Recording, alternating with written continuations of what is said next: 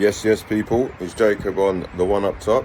I hope you all had a splendid Christmas and you're looking forward to your new year, whatever you're doing. As far as I'm concerned, the only thing I'm focused on now is chilling and hoping that my team Spurs don't get embarrassed. I'm quickly going to do this video. If you can kindly see, I'm on my sister's balcony getting some fresh air, so I thought I'd do it before kick-off. Let's go to the lineup straight away then. So if we go to the visitors first, which is Bournemouth, before I read out their lineups, you've got to bear in mind that they're probably the informed team, if not top three in the Premier League. I haven't got the stats with me, but they're a good team to watch. They're very direct, very good on the press, and I feel that's the sort of teams that we come up against and struggle. We lost to West Ham, who were very direct when they came to our ground. We lost to Aston Villa, again, another team that are very direct. Wolves, a team that are direct. I know we lost to Brighton the other day. I just think a lot of that was down to our mistakes. And to be fair, Brighton are another team that are direct. They don't mess around. They don't go back and backwards unless needed. But yeah, let's go to the lineups anyway. So if we go to Bournemouth, we got Neto in goal, Senesi and Zabrani is centre halves, Smith right back, Porcher left back, Christian Cook in midfield, Sinistera, Tavernier, Clive occupying the front three spaces behind Solanke. You look at Dominic Solanke, I want to give him a quick shout out because he was classed as a Liverpool outcast. Now it's got to the point where his form's that good that apparently we're after him. So, shout out to Solanke. He's going to be a problem, especially with the centre halves that I'm seeing that we've got displayed today. So, on that note, I'll go to our lineup. We got the Vicario in goal, Poro right back, Emerson, Royal and Davis centre halves, Edozie left back, Sarr in central midfield with Bentancur, which completely caught me off guard. I thought Bentancur wasn't come back till February, so I'm hoping that he's fully fit anyway. We ain't just chucked him in because we're desperate. We've got Johnson right wing, Lo Celso in the number 10, it looks like, Son on the left and Richarlison up front. I must say I'm a lot happier with the lineup than I thought it would be, because in my mind I was thinking out of Højbjerg and Skip who's playing, but neither of them are, because Bentancur come in, and arguably before his injury problems, he's probably our best centre midfielder. So it's good to see him back. I just hope that, it's not one of those where he comes off after 20 minutes because he wasn't fully fit. We need players like him and Sarr protecting our centre halves. I think, again, it might be a little bit easier for Ben Davies and Emerson Royal, because I think the reason why we struggled against Brighton is because they played a false number 10 and had arguably the guys that we thought were going to be strikers playing in the inside forward positions. Welbeck and João Pedro caused us massive problems because our defence wasn't ready for a false number 9. I think De Zerbi done a number on Ange last week, but when you're looking at this, you look at Solanke, he's not somebody that's good, he's not going to do that. He's as straight as they come in the number 9 position. But what we've got to be mindful of is they've got Clivert in the number 10, who effectively is a striker, so that could be causing another problem, so we could have 2-on-2s quite a lot. They haven't got Semenyo playing, who's a player that I've rated quite a lot for Bournemouth this season. He's another one who's quite direct, he's got an eye for a goal, and he's somebody that can come off the bench. When I'm looking at our bench and looking at Bournemouth's bench, like a Semenyo is probably a better attacking option than anyone we've got on our bench. Velez, congratulations to him scoring against Brighton, but he's gonna, if he comes off the bench and bangs another, then we've got a player on our hands. But that's all here and there, whereas Semenyo's a cemented Premier League player that can bang goals. So we'll see how it goes. I'm not confident after Brighton, but again, Brighton are probably more established side, and I think a lot of the goals that we gave them were absolutely bad mistakes. I think this is a team that lacks discipline. Lo Celso giving away the stupid penalty, the same with Kulusevski. no one really taking ownership of Sao Pedro for their first goal. I think that's one thing that our team has lacked. It's a bit of discipline because we've got a lot of red cards. You know, you look at the Chelsea game, some teams haven't even caught up with the amount of cards we got in that game, full stop, in their whole season. So I think that's something that Ange needs to work on. But yeah, before the game all kicks off and stuff, and we watch the coverage before that, I always go with a prediction with my head and my chest. So with my head, it does feel like one of those games where we might dominate the ball, we might, play well, but it just fills me with it doesn't fill me with confidence unless we go 2-0 up. You look at Aston Villa at home, West Ham at home. We pretty much dominated the first half, but somehow still lost them games. So again, it feels like it might be a 2-1 Bournemouth. So if I go with my head and thinking calculatively, I'll go with a 2-1 Bournemouth. But with my chest, I always back a positive result. And if I'm going to back a positive result, I'll go with Bentancur coming back, Son and Richarlison being fed by Bentancur and Lo Celso respectively, and there's just going to be a load of goals. So I'll go with 4-2 Spurs, but we'll see how it goes. See you at half time. Yes, people, it's half time. It's Tottenham 1, Bournemouth 0. Judging by the way I'm approaching this video, mixed bag of feelings, because it's becoming a trend with Tottenham. If we dominate the game, dominate the first half hour, and you let us score 2 or 3 goals, you're in problems. But what we're tending to do, I don't know whether it's to do fatigue or that's the plan, is that if we play that sort of football and we only get 1 goal, it's like something's always happening, allowing for the opposition to gain confidence. You know, like for instance, today when Sarr come off, it's kind of like the stadium went flat. The players started to not believe we can win the game, even though we're 1-0 up. And even though Sarr was one who scored the goal and he was bossing that midfield, like, you got to man up. Like, someone's got to take responsibility. Like, Ollie Skip ain't the greatest player, but he's not the worst. You know, get in and dig in. You know, Bentancur's been out for how long? He comes across like him, along with Adoji, the only players that don't seem too phased about what's going on. Everybody else is a little bit shaken.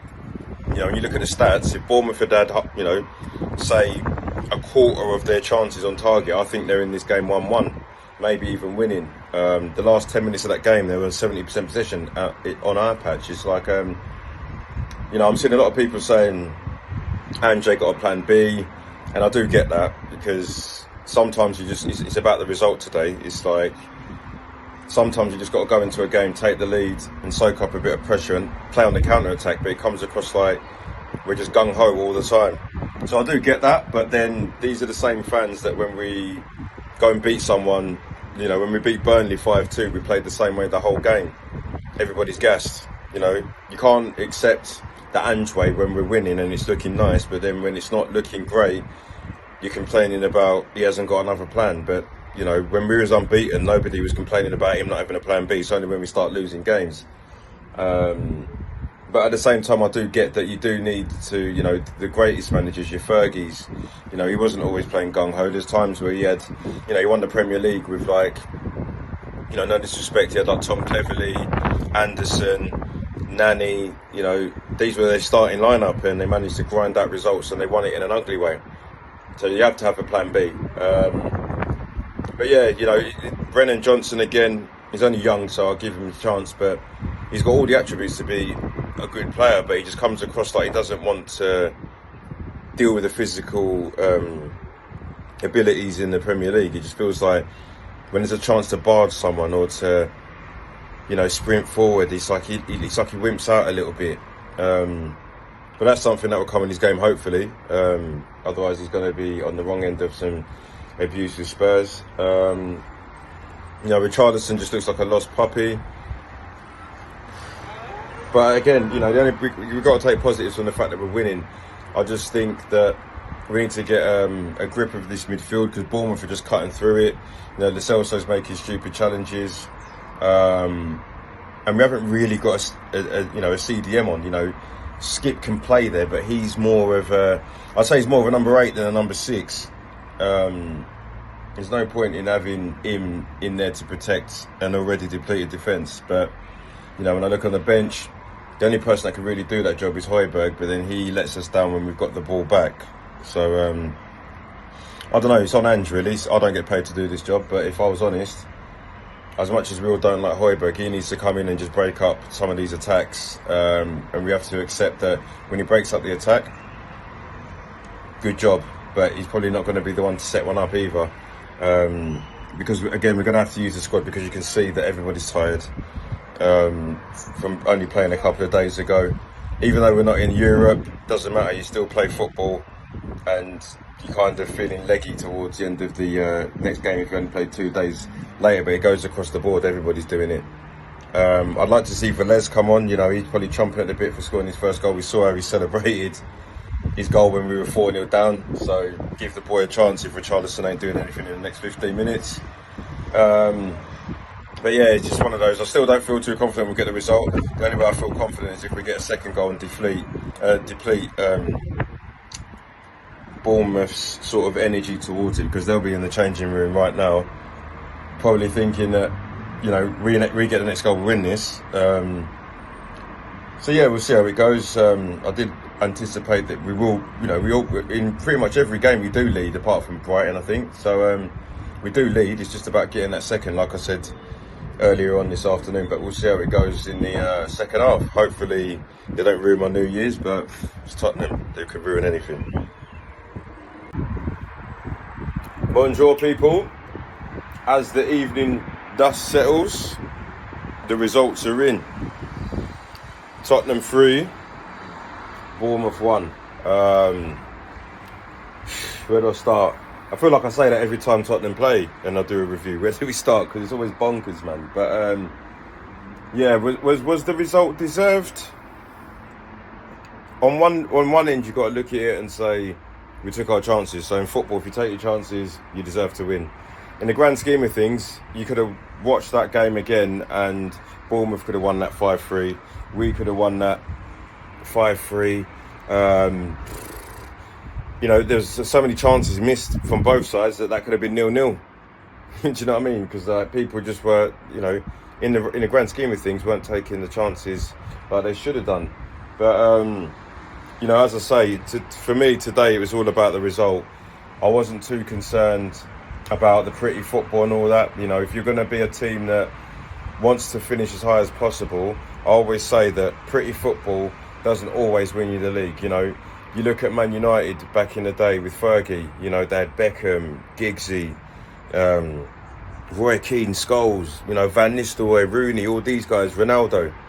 But there was games where they would go to Craven Cottage, they would come to Tottenham, they would go to Arsenal, they'd go anywhere, and the whole country's gassed because Man United are about to lose their first game of the season. But then Fergie would make a couple of tactical switches, it'd get to 1-1, everyone's thinking, all right, and Man United would leave there with at least the draw, but then they'd go and get the 90th minute and they'll do it ugly. No one was bothered, because at the end of the day, when they stood there on the podium lifting trophies, Fergie didn't play pretty football all the time. So I think that's one thing Ange needs to learn from, because I'm not going to sit there and say he's the next Fergie. I'm not even going to sit there and say he's going to win stuff with Tottenham.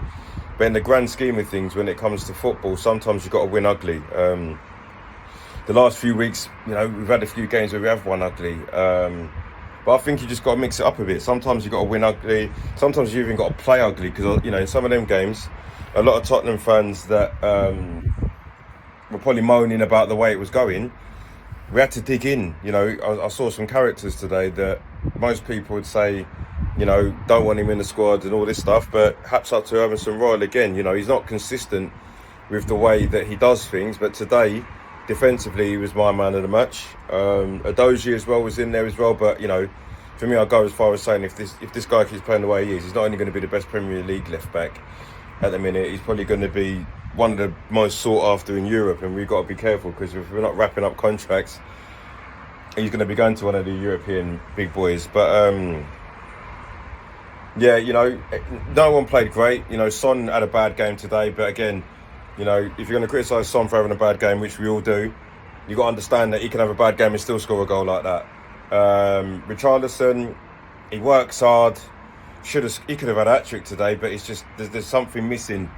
He's not a world-class striker, but he does score goals, and I think the goal that we scored to make it 3 signifies what we need to be doing with not only Richarlison, with Brennan Johnson. Brennan Johnson isn't somebody that you play the ball to his feet because he ain't got the strength. He doesn't want to shoulder barge anybody, and has he got the skill, that will come. But I think if you play him over the top like you do there, and he gets his head up, he can cross and he can set up goals, and he's done that twice in the last couple of weeks. And then with Richarlison, if he gets the half a yard, he's putting them away like that. And I think if Tottenham can say to themselves that we're going to score goals like that, of that ilk, where sometimes you're going to play Brennan Johnson over the top, you'd probably get another, an extra sort of 10 goals towards the end of the season. It just depends how the opposition sets up. But apart from that, I've got to give respect to Bournemouth. Bournemouth played some good football, man. And, if Solanke was on job, they don't lose this game. I'm going to be real with it. Even though it's looking at the score, everyone will be like, oh, Tottenham must have played wicked. Didn't play brilliantly, but I look at every aspect of football, not just the attacking side, not just the brute defence. I'm looking at players, characters. It's good to see Bentancur back as well. Ben Davies again, confirmed longest service player. And, I've always been his worst critic, but I can't really cuss him too much because he's doing all right.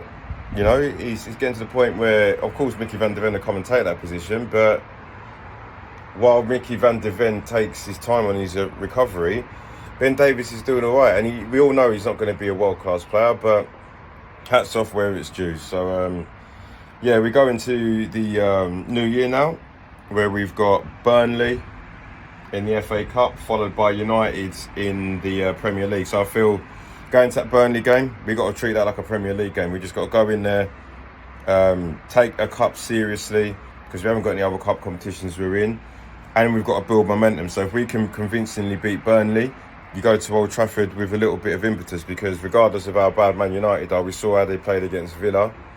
Man United are one of them weird teams that will end up losing in the FA Cup somehow, but turning up against Tottenham and absolutely battering them, and that'll be their performance of the year.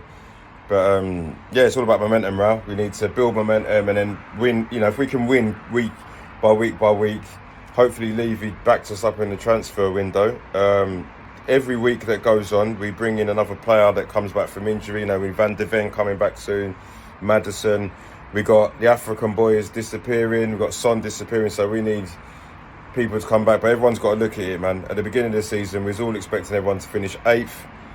If I told you that we're not only going to finish 8th, we're going to have 6, 7, 8 players that are our first teamers. They're going to be injured and going away for international duty. You'd be going 10th, 11th, 12th, but we're still in the mix competing, even with all this crisis. So as much as you want to criticise Ange for not having a plan B, which we all do, and maybe not making the best tactical decisions, in the round he's doing a good job considering the squad we got. So that's it, man. Have a good new year. I'm going to spend my new year with my kids and my family at a church service. But whatever you're doing, love you all. Have a blessed new year, and I'll see you in 2024.